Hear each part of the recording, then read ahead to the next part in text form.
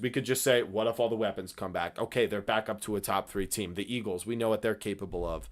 The Bills, What? the Eagles, yeah. I mean, if they could figure out this play calling thing, and the run game, It was a there's. dogfight with a dying, bleeding Vikings team. I agree, and I I don't watched. give them any. I don't give them any credit for that game. No, I don't, and that's why I kept them in the same spot. But I'm telling Well, you, not on my if list. if they improve They're every week from. not even an honorable mention for me. Yeah, and for you, that's crazy. And we can maybe talk about that. Let's just talk about the Eagles now because you don't have them on your list, and we won't. We don't have to spend as long on it. But for me, I think the Eagles are definitely a top 10 team just because of all the talent. I mean, I have a lot of teams ranked higher than you would maybe expect, like the Packers, the Bills, and the Eagles primarily that are on this list that maybe aren't like they don't have the record of a top 10 team. I mean, the Packers kind of do. They have one loss and one tie.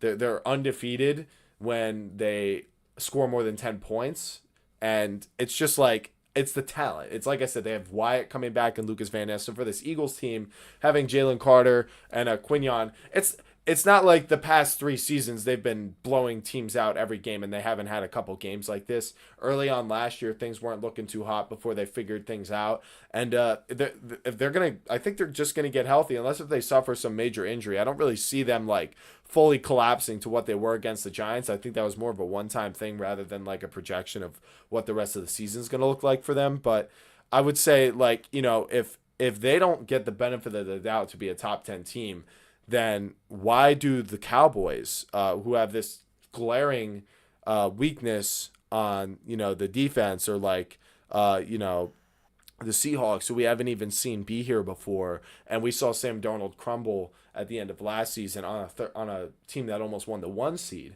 super talented team. It's like I feel like you got to have some benefit of the doubt for the Eagles. No. I think the Cowboys' offense is significantly stronger, and it's going to continue to be that way. I don't really know a team that will really pose a serious threat to them offensively, and I really trust what Dak's doing this year. I trust Dak more than Hurts is what it comes down to, and there's nobody that hates Jalen Hurts more than AJ Brown. And their defense is so compromised that Brandon Graham came out of retirement. That's That's something true. that should be noted that their defense is so compromised. Brandon Graham, who went out on top, couldn't have painted a better finish to a career, had to come out of retirement. That to me is a red flag. That you're begging for a guy like that to come out for year 16 when he hung it up last year. It would take a lot for them if they would need to make some trades at the deadline for me to see a shakeup here because we obviously need a corner, a number two corner, and we obviously need some D line help, edge help specifically. That's where Brandon Graham comes in. But what is Brandon Graham going to give you? He's just a Yeah. voice in the locker room. Is That Nolan just tells me Smith that injured? Nolan Smith. he's on IR. I don't know how long that's for, but to me, this tells me that there's no real leadership on the defense, and that's what Graham is needed for. And I I think that's something worth noting when you talk about Jalen Carter. He's not a leader. He's like a me player, and that shows on the field. And when that shows you week one, he spit on Dak. That's not what a leader does. So I yeah. think that's just a red flag, and I think that leaves a lot to be desired from what we've seen him play game in, game out with the talent they have. It's just not they don't capitalize on it. They took 2 turnovers from Carson Wentz, and then they couldn't do anything with that, and it ended up coming into being it was a 1 score game. They were begging to fumble it, and then it was just to happen. If the Vikings are under what QB2, QB3, whatever it is, they just couldn't get it done. Yeah, and we should talk about the Cowboys, but before we do, I'm gonna give you I'm gonna share my thoughts on just briefly on the upside case for the Eagles, but then exactly how that ties in to what their weakness is. So the upside case for the Eagles is, they get a couple players back on this defense, and it might not be as strong as last year. But the way that this defense is arranged, with this cover four Vic Fangio style, is very, and rush four, drop a bunch in the coverages to force the other team to execute long drives all the way down the field, have these Eagles defenders come downhill and really lay the boom on these offensive players, force some turnovers. We saw it all through the playoffs last year. It's definitely possible. It's not going to be as good as last year, but if this run game can get going with Saquon Barkley in this offensive line, if Landon Dickerson can get healthy and they can get this play calling down, they can project right back up to being a top 3 team. I don't know that they would beat the Rams after the way last year looked, but it's definitely going to be like, yeah, it's not like the Rams would have this easy game against them. The Rams are that team that can execute all the way down the field, but we saw even just 1 or 2 mistakes compromise their game last year. So that's the You upside watched the case. Rams But choke a but 26-7 lead to the Eagles. yeah, and it's just, well, to me, I felt like that was indicative of why the Eagles are still who they are even this season. Is it's like that's the upside case. Is even from behind, there's a way they can win. I just described how that's typically how they win is from being ahead, but they can even win from behind because the Rams have a weakness at corner. And the Eagles have a way to attack any weakness this other team that they're facing has. But the downside case for this Eagles team is kind of what we've seen so far, with this defense not really being all that great when it's kind of like a back and forth game, allowing Carson Wentz to scramble the way he does, not having any elite defensive linemen outside of Carter, who takes himself out of games, whether it's by spitting on opposing players, being an idiot, or being injured. He's not been in there in a couple games, and it's cost them. But also, this offense to me really has no way of orchestrating drives. It's definitely part of the play calling, but I think that also has to do with what you have with Jalen Hurts.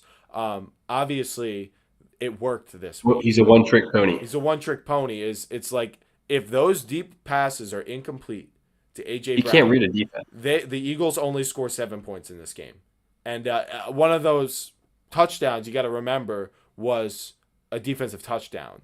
So this team cannot get down the field to kick field goals. This team cannot orchestrate drives to chew clock like they did last year. This is the downside case for the Eagles this year.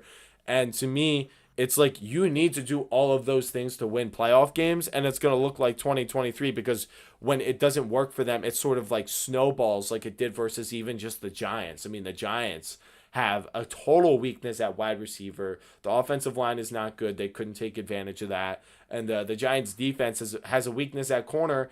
And Jalen Hurts, he played a bad game. He missed a wide open Devontae Smith, and he missed a wide open A.J. Brown for a touchdown. If he hit either of those 2 plays, as we saw, the Giants are capable of collapsing even with 5 minutes left. So I'm pretty sure if he hit Devontae Smith, the Eagles would have ended up winning that game. So that's my downside case. I agree, but I still think they should receive enough, from their resume to remain in my top 10. If you want to take them out, that's you. I'm not going to do that. But let's talk about the Cowboys because they're Saquon. Oh, I just want to add a few more things. Saquon's been the least efficient runner in football this year. The worst.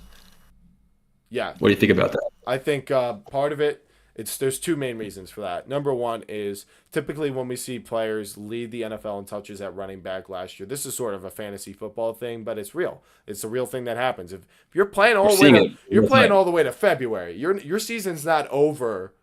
January, the first week of January.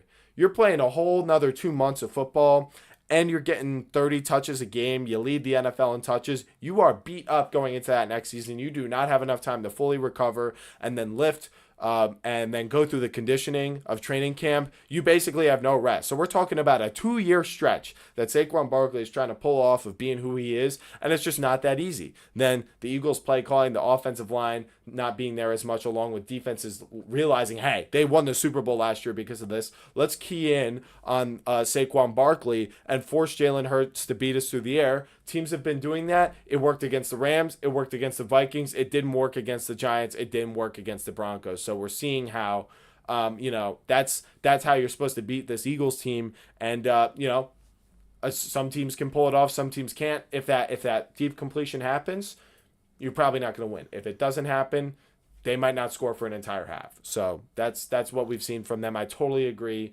Those are my thoughts on him being inefficient. I think we've seen him bust off a ton of 15, 20-yard runs this year. It's just like he does it like once per game, and that's it. And he looks just a tad slow, a little bit less forceful through his acceleration, where he'd normally rip through an arm tackle and you'd get like your shoulder pulled out if you grabbed him while he was sprinting. It doesn't quite look like that this season. This is what you look like when you put Jalen Hurts on your back and carry him to a Super Bowl. This is what the outcome is the next year.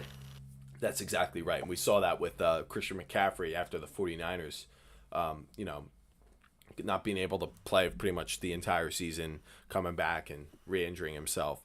But yeah, so that's my thoughts on that. Are you ready to talk about this Cowboys team? Because